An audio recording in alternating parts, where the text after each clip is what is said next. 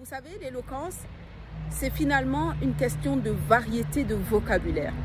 Donc si j'ai un conseil à vous donner, à vous qui me posez souvent la question sur l'éloquence, c'est de vous efforcer de trouver des synonymes, des mots que vous utilisez tous les jours, fréquemment.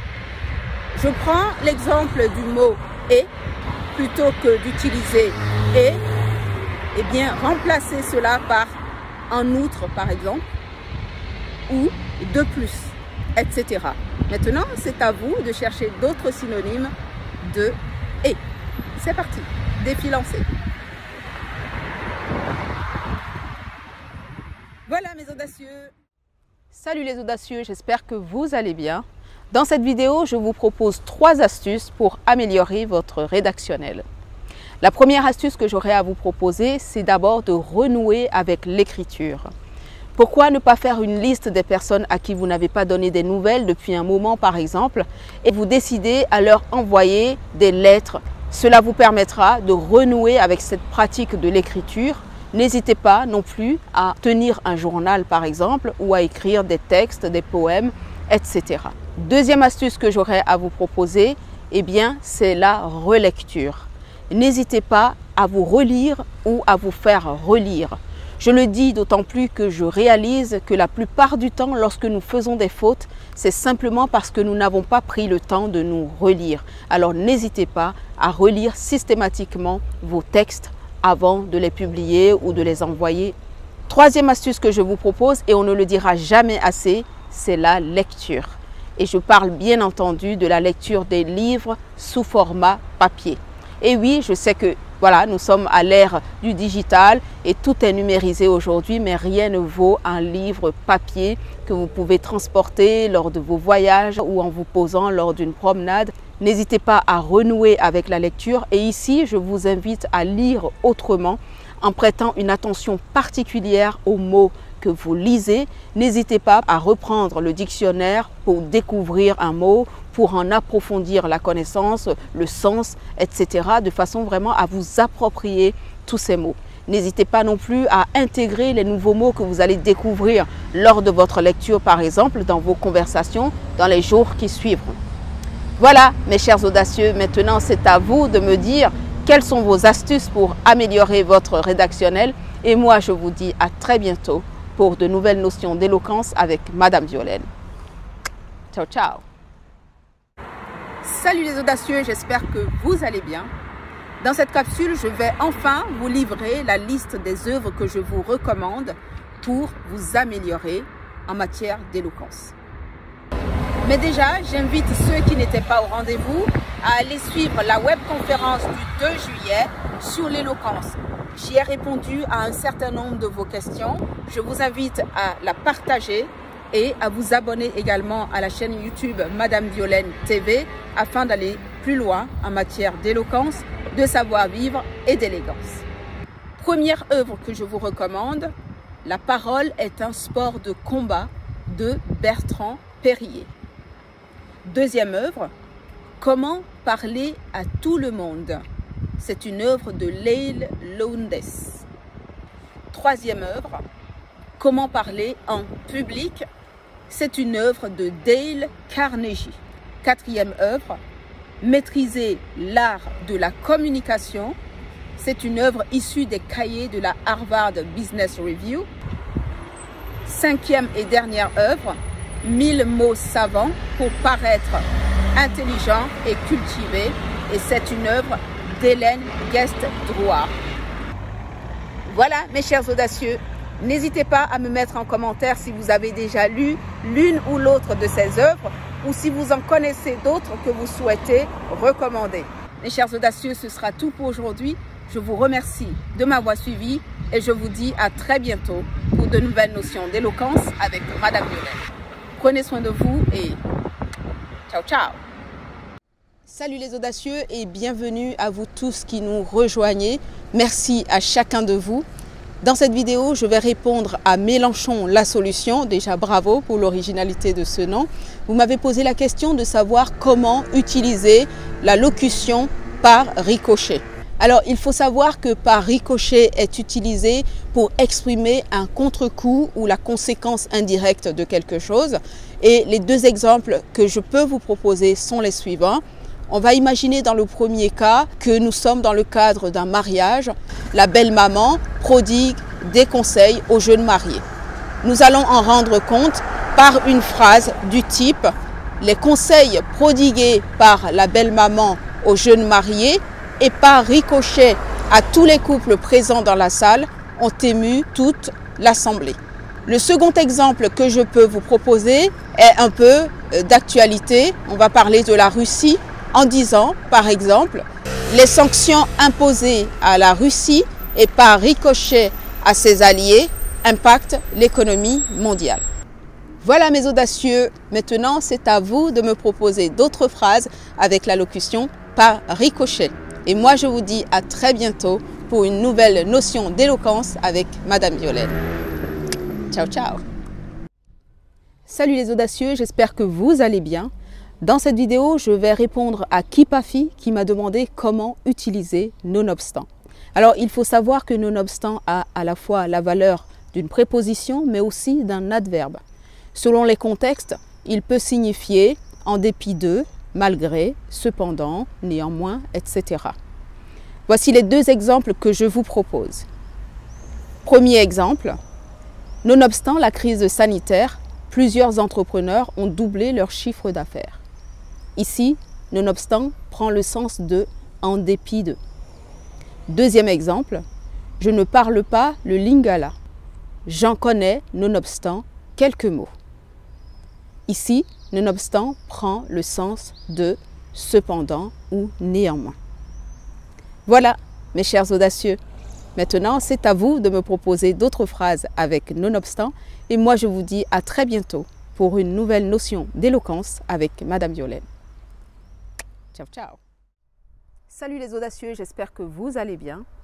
Alors j'entends souvent les dames formuler des phrases du type « je me suis permise d'entrer ». Eh bien, sachez que cette formulation est erronée d'après l'Académie française. Cette erreur vient sans doute du fait que l'on vous ait dit que les verbes pronominaux impliquaient systématiquement un accord. Or, dans le cas du verbe « se permettre », on dit bien « se permettre quelque chose », permettre quelque chose à quelqu'un. Vous voyez bien que ce verbe implique à la fois un COD, mais aussi un COI. Le verbe « se permettre » ne va pas impliquer systématiquement d'accord, sauf lorsque le COD est placé avant lui. On dira par exemple « elle s'est permis de me juger », mais on ne dira pas « elle s'est permise de me juger ».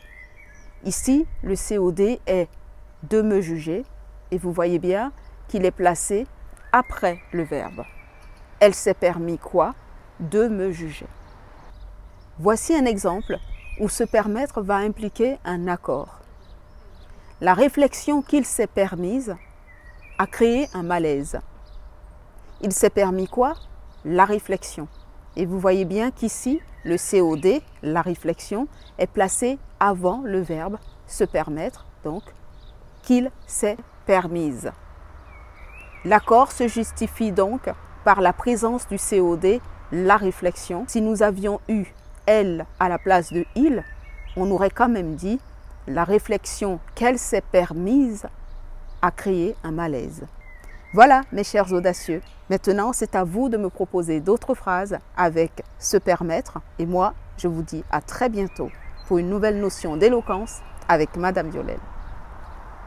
Ciao ciao. Salut les audacieux, j'espère que vous allez bien. Aujourd'hui nous allons parler de l'expression en tout état de cause. Alors, il faut savoir que cette expression est une expression juridique qui s'est banalisée avec le temps. En tout état de cause veut dire quoi qu'il en soit, dans tous les cas, de toutes les manières, de toutes les façons, etc. Voici les deux exemples que je vous propose. Dans le premier cas, on va supposer qu'il y a des perturbations dans les transports en commun demain. Vous souhaitez l'annoncer à votre employeur. Vous lui direz une phrase du type « Demain, les transports en commun seront perturbés. Je risque de venir en retard au travail. En tout état de cause, je serai là avant 10 heures. » Eh bien, en utilisant cette expression, vous fixez une limite à laquelle votre employeur sait que vous serez déjà sur le lieu de travail. Deuxième exemple, on va supposer que vous allez à la poste affranchir un courrier. Vous souhaitez vous assurer du délai de réception de ce courrier par votre destinataire. Vous posez la question à l'agent d'accueil qui vous répondra une phrase du type « Il faut compter 2 à 3 jours ». En tout état de cause, votre courrier sera reçu d'ici la semaine prochaine. Eh bien, vous voyez que là encore, il y a une limite qui est fixée à l'attente ou au délai de réception de votre courrier. Voilà, mes audacieux, maintenant c'est à vous de me proposer d'autres phrases avec « en tout état de cause ». Et moi, je vous dis à très bientôt pour une nouvelle notion d'éloquence avec Madame Violaine. Ciao, ciao. Salut les audacieux, j'espère que vous allez bien. Vous avez été nombreux à me demander comment utiliser l'expression « le cas échéant ». Il est très important de préciser que le cas échéant ne veut absolument pas dire « dans le cas contraire ». C'est à tort qu'elle est utilisée dans ce sens-là. Le cas échéant, selon le contexte, signifie si cela est possible, si c'est le cas, si oui ou si nécessaire, etc. Voici les 2 exemples que je vous propose. Premier exemple, vous prendrez ce médicament si vous refaites une crise d'asthme. Le cas échéant, mettez un comprimé sous la langue après le petit déjeuner. Deuxième exemple, ferez-vous une conférence dans ma région prochainement? Le cas échéant, je viendrai volontiers vous écouter. Voilà, mes chers audacieux, maintenant c'est à vous de me proposer d'autres phrases avec le cas échéant. Et moi, je vous dis à très bientôt pour une nouvelle notion d'éloquence avec Madame Violaine. Ciao, ciao! Salut les audacieux, j'espère que vous allez bien. Aujourd'hui, nous allons voir l'expression « qu'à cela ne tienne ». Alors, « qu'à cela ne tienne » signifie, selon les circonstances, c'est peu de choses, ce n'est pas un obstacle, ce n'est pas grave, etc. Il faut savoir que c'est une expression qui est utilisée en général pour dédramatiser une situation. Voici les 2 exemples que je vous propose. Je n'ai pas eu le poste. Qu'à cela ne tienne, j'irai déposer mon CV dans d'autres entreprises dès demain matin. Deuxième exemple. Pardonnez-moi, madame, j'ai oublié de vous rappeler hier. Réponse de la personne. Qu'à cela ne tienne, je vous pardonne. Ici, qu'à cela ne tienne signifie ce n'est pas grave, c'est peu de choses. Voilà, mes chers audacieux, maintenant c'est à vous de me proposer d'autres phrases avec « qu'à cela ne tienne » et moi je vous dis à très bientôt pour une nouvelle notion d'éloquence avec Madame Violaine. Ciao, ciao! Salut mes audacieux, j'espère que vous allez bien. Dans cette vidéo, nous allons parler de la locution adverbiale « en l'occurrence ». Alors je tiens à préciser que « en l'occurrence » s'écrit bien avec 2 C et 2 R. « En l'occurrence » veut dire « dans le cas présent », compte tenu des circonstances, dans ce cas précis, et permet de faire allusion à une chose ou à une personne. Voici les 2 exemples que je vous propose. Je viens d'embaucher un nouveau gérant pour mon entreprise. Il s'agit en l'occurrence de mon père. Deuxième exemple, nous avions été très bien accueillis par la maîtresse de maison, en l'occurrence ma sœur. Voilà, mes chers audacieux, maintenant c'est à vous de me proposer d'autres phrases avec « en l'occurrence » et moi je vous dis à très bientôt pour de nouvelles notions d'éloquence avec Madame Violaine. Ciao, ciao!